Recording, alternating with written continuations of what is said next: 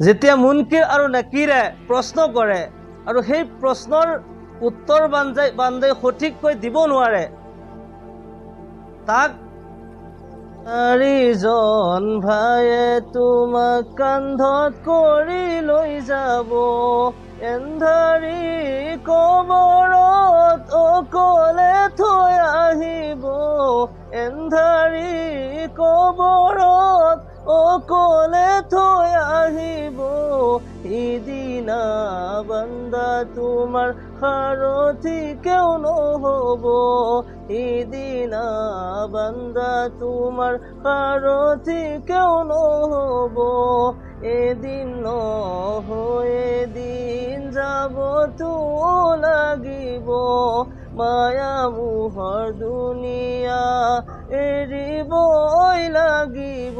বিসমিল্লাহির রহমানির রহিম। فقد قال رسول الله صلى الله عليه وسلم إن القبر أول منزل من منازل الآخرة فإن نجا منه فما بعده أيسر منه وإن لم ينج منه فما بعده أشد منه أو كما قال صلى الله تعالى عليه وسلم। মোৰ প্ৰিয় বন্ধুসকল, আল্লাহ ৰব্বুল আলামিন আমাক জীৱন দান কৰিছে। খন্তেক সময়ৰ কাৰণে আমি এই পৃথিৱীত আহিছোঁ। আমি ইয়াৰ পৰা এদিন নহয় এদিন চিৰ বিদায় হৈ যাবই লাগিব। আল্লাহ ৰব্বুল আলামিনে কোৰআনে কাৰিমত কয়, কুল্লু নাফসিন জায়কাতুল মউত, প্ৰত্যেক নফছে প্ৰত্যেক জানেই এদিন নহয় এদিন মৃত্যুৰ সোৱাদ ল'বই লাগিব, এদিন নহয় এদিন মৃত্যুবৰণ কৰিবই লাগিব। এইটো বাধ্যতামূলক। এনেকুৱা কোনো মেডিচিন, এনেকুৱা কোনো ঔষধ নাই যি ঔষধে যি মেডিচিনে আমাক মৃত্যুৰ পৰা বচাব, সেনেকুৱা হ'বই নোৱাৰে। আমি প্ৰত্যেকজন ব্যক্তি জগতৰ পৰা চিৰ বিদায় হ'বই লাগিব। আৰু আমি এই দুনিয়াৰ পৰা ট্ৰেন্সফাৰ হওঁতে, বিদায় হওঁতে আমি আলমে বৰজখলৈ আমি ট্ৰেন্সফাৰ হৈ যাওঁ, যিটো কবৰ বুলি কোৱা হয়। কবৰত আমি গুচি যাওঁ আৰু সেইটো এটা জগত যিটো আলমে বৰজখ বুলি কোৱা হয়। আল্লাহৰ ৰসুল সাল্লাল্লাহু আলাইহি ওয়াসাল্লামে ইৰশাদ কৰে, সহিহ বুখাৰীৰ 1338 নং হাদিস হয়। আল্লাহৰ ৰসুল সাল্লাল্লাহু আলাইহি ওয়াসাল্লামে ইৰশাদ কৰে, আল আব্দু ইজা উযআ ফি কবৰিহি, যেতিয়া কোনো বান্দাক যেতিয়া নেকি কবৰত ৰখা হয়, কবৰত ৰাখি তাৰ ঘৰৰ মানুহখিনি গুচি যায়, মুৰ্দাই কবৰৰ পৰা এই মানুহখিনিৰ জোতা চেণ্ডেলৰ আৱাজ শুনি পায়, শব্দ শুনি পায়। মানুহ যেতিয়া গুচি যায় তেতিয়া দুইজন ফিৰিস্তা আহি উপস্থিত হয় আৰু সেই বান্দাক প্ৰশ্ন কৰে, মাৰ ৰব্বুক, তোমাৰ প্ৰতিপালক কোন হয়, তোমাৰ মাবুদ কোন হয়, তোমাৰ প্ৰতিপালক কোন হয়। বান্দা যদি মুমিন হয় তেওঁতো উত্তৰত কয়, ৰব্বি আল্লাহ, মোৰ প্ৰতিপালক আল্লাহ হয়। আৰু প্ৰশ্ন কৰা হয়, মা দিনুক, তোমাৰ ধৰ্ম কি। তেওঁ যদি নেককাৰ হয়, মুমিন বান্দাই উত্তৰ দিয়ে, তেওঁৰ দিন মোৰ দিন ইছলাম হয়। আৰু তৃতীয় প্ৰশ্ন কৰা হয়, মা হাজাৰ ৰাজুল, আল্লাহৰ ৰসুল সাল্লাল্লাহু আলাইহি ওয়াসাল্লামৰ সাবিয়া আনি, এক মিছাল আনি সেই বান্দাৰ ওচৰত ধৰি দিয়া হয়, কোৱাচোন এইজন, তুমি এইজনক চিনি পোৱা নাই, এইজন কোন হয়। যদি বান্দা মুমিন হয় তেওঁ উত্তৰত কয়, আশহাদু আন্নাহু আব্দুল্লাহি ওয়া ৰাসূলুহু, মই সাক্ষী দিওঁ যে এখেত আল্লাহৰ বান্দা হয় আৰু আল্লাহৰ ৰসুল হয়। তেতিয়া কবৰে তাক এনেকুৱাকৈ শান্তি দিয়ে যে তেওঁৰ চকুৰ যিমানখিনি পাৱাৰ আছে, যিমান দূৰলৈকে তেখেতৰ দৃষ্টি যায়, সিমান দূৰলৈকে তাৰ কবৰ বহল হৈ যায়। আৰু জান্নাতৰ দৰ্জাসমূহ এই বান্দাৰ কাৰণে খুলি দিয়া হয়, জান্নাতৰ নিয়ামতসমূহ তেওঁ পাই থাকে। সুবহানাল্লাহ। আৰু যেতিয়া কোনো মুনাফিক বা কাফিৰক কবৰত ৰখা হয় আৰু তাক প্ৰশ্ন কৰা হয়, তেওঁ প্ৰশ্নৰ উত্তৰত লা আদ্ৰি বুলি কয়, মই একো নাজানো। কিয় নাজানা? তেওঁ কয় যে মানুহে যেনেকৈ চলি আছিল মই তেনেকৈ চলি আছিলোঁ, মানুহে যি কৈছিল মই তাকে কৈছিলোঁ, মই একো মানা নাছিলোঁ। যাৰ কাৰণে কবৰে তাৰ কাৰণে এনেকুৱা তংগ আৰু অশান্তিময় কৰি দিয়ে, দুই ফালৰ মাটি আহি তাক হেঁচা মাৰি দিয়ে আৰু এক সাইডৰ হাড্ডি আৰু এক সাইডে ওলাই যায়। কবৰ কিমান ভয়ানক আৰু অশান্তিময় ঠাই হয়। ইবনে মাজাৰ এক ৰিৱায়তত আহিছে যে কবৰত যেতিয়া কোনো বান্দা যায় সোমায়, যে কোনো বান্দাক ৰাখি থৈ পেলাই মানুহ ওলাই আহে, কবৰে কয়, কোনো মুমিন বান্দা যেতিয়া কবৰত সোমায় তেতিয়া কবৰে কয়, মাৰহাবা, তোমাৰ আহাটো খুশ আমদিদ, আনন্দময় হওক। এই পৃথিৱীৰ বুকুত যিমান মানুহ অহা যোৱা কৰিছিল, আটাইতকৈ তুমি মোৰ ওচৰত ভাল আছিলা, মোৰ পচন্দৰ বান্দা আছিলা। এতিয়া তুমি মোৰ ঘৰত আহিছা, এতিয়া মোৰ যি সেৱা যত্ন এইখিনি তুমি চাবা।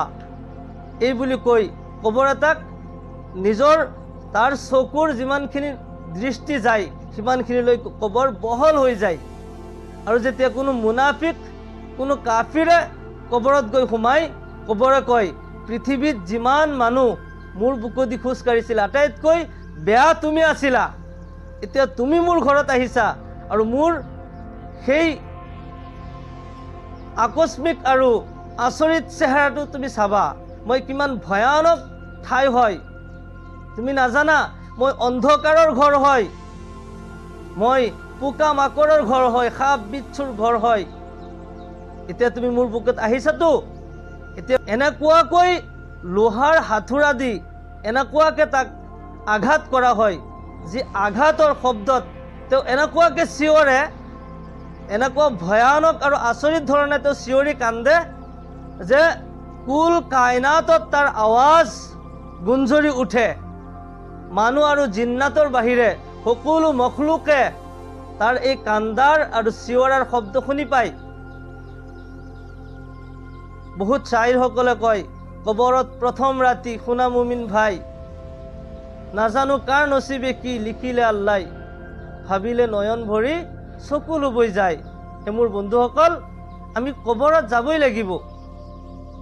কবৰ, আল্লাহ ৰসুল সাল্লাল্লাহু আলাইহি ওয়াসাল্লামে কয়, কবৰ অথবা জান্নাতৰ এক বাগিচা হয়, নাইবা জাহান্নামৰ এক কুণ্ড হয়। যদি নেককাৰ হৈছে আপুনি, তেতিয়াহ'লে কবৰ আপোনাৰ কাৰণে জান্নাত হয়, আৰু বদকাৰ হলে কবৰে হৈ যাব জাহান্নামৰ এক কুণ্ড। ইন্নাল কবৰা আউৱালু মানজিলিম মিন মানাজিলিল আখিৰা, কবৰ আখিৰাতৰ গেটসমূহৰ ভিতৰত আটাইতকৈ সৰ্বপ্ৰথম গেট হৈছে কবৰ। ইয়াতে যদি আপুনি মই সৱাল জবাব কৰি সৱালৰ উত্তৰখিনি দি দিওঁ আৰু গেট পাছ চাৰ্টিফিকেট পাই যাওঁ, ইয়াৰ পিছৰ গেটখিনি আমাৰ কাৰণে সহজ হৈ যাব। ফাইন নাজা মিনহু ফামা বা'দাহু আইছাৰু মিনহু, যদি কোনো বান্দাই ইয়াতে নাজাত পাই যায়, প্ৰথম গেটতে যেতিয়া নাজাত পাই যায়, তাৰ পিছৰ গেটসমূহ তাৰ কাৰণে আসান হৈ যায়। আৰু যদি ইয়াতে কোনোবা ফচি গ'ল, তেতিয়াহ'লে পিছৰ গেটসমূহ ইয়াতকৈ আৰু কঠিন হৈ যাব, বাছাৰ কোনো চান্স নাই। কবৰ এনেকুৱা সাপ বিচ্ছুৰ আৰু পোকা মাকৰৰ ভয়ানক ঘৰ হয়, য'ত নেকি আপোনাৰ মোৰ কোনো সাৰথি নাথাকে। আপোনাৰ মোৰ আমলৰ বাহিৰে, নেক আমলৰ বাহিৰে, পুণ্যৰ বাহিৰে অন্য কোনোৱে সাৰথি নাথাকে। আপোনাৰ নেক আমলেই, আপোনাৰ মোৰ নেক আমলেই হ'ব তাতে আমাৰ আটাইতকৈ ডাঙৰ বন্ধু, তেওঁৱে ওচৰৰ বন্ধু হ'ব। আপুনি মই নেক আমল কৰি গ'লেহে আমি তাতে নাজাত পাম। কোনো বান্দা যেতিয়া নেকি সেই সৱালৰ জবাব দিব নোৱাৰে, কবৰত যেতিয়া গুনাহ কৰি পাপ কৰি পেলাই কবৰত যায়, কবৰত এনেকুৱা সাপ আল্লাহ ৰব্বুল আলামিনে দি দিয়ে, যি সাপে এবাৰ যদি পৃথিৱীৰ জমিনত, পৃথিৱীৰ কোনো এক প্ৰান্তত যদি এবাৰ খুট মাৰি দিয়ে, কিয়ামতলৈকে এই পৃথিৱীত কোনো ঘাঁহ বন গছ গছনি একোৱে গজি নুঠে, সকলো মৰি ভস্ম হৈ যাব। সেই সাপে কবৰৰ মুৰ্দাক ধ্বংসন কৰি থাকিব, কিয়ামতলৈকে এনেকুৱাকৈ কষ্ট দি থাকিব। এবাৰ খুট মাৰি ৭০,০০০ বছৰ তাক তলত লৈ যাব, আকৌ টানি উঠাব, আকৌ খুটিব, এনেকুৱাকৈ কিয়ামতলৈকে শাস্তি দি থাকিব। কবৰ ভয়ানক ঘৰ হয়। আল্লাহ ৰব্বুল আলামিনে আমাক তেনেকুৱা ভয়ানক আৰু অশান্তিময় কষ্টৰ পৰা আমাক হিফাজত কৰক। আমি সকলোৱে সেই কবৰত যোৱাৰ আগতেই পুণ্য অৰ্জন কৰাটো জৰুৰী হয়। আল্লাহ ৰব্বুল আলামিন আমাক সকলোকে কোৱা আৰু শুনাতকৈ বেছি বেছি আমালৰ তৌফিক দান কৰক। আমিন। ওয়া আখিৰু দাৱানা আনিল হামদুলিল্লাহি ৰব্বিল আলামিন। আসসালামু আলাইকুম।